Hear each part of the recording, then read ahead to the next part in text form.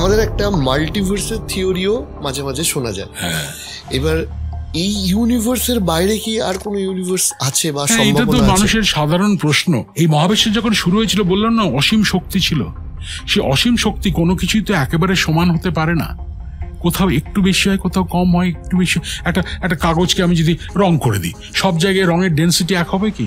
কোথাও একটু বেশি, কোথাও একটু কম হবে। সেই রকমই এই শক্তির যে মহাসাগর বলতে পারেন, কোথাও একটু বেশি ছিল, কোথাও একটু কম ছিল।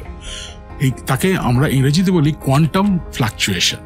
এই কোয়ান্টাম ফ্লাকচুয়েশনের বেশি যে একটু ছোট্ট বেশি, সেখান থেকে ফট করে ব্রহ্মাণ্ড সৃষ্টি হলো,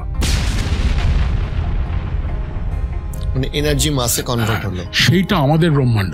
এরকম অন্য জায়গাতেও আরো ব্রহ্মাণ্ড সৃষ্টি হয়ে থাকতেই পারে, প্যারালাল ইউনিভার্স, সমান্তরাল ব্রহ্মাণ্ড। কিন্তু আপনি যদি বলেন আমি দূরের তারাতে তো যাবোই, সমান্তরাল ব্রহ্মাণ্ডটা দেখবো, পারবেন না। কারণ এদের দূরত্ব এত, আলোর ভ্রমণকাল থাকলেও কোনোদিনই আমরা পৌঁছতে পারবো।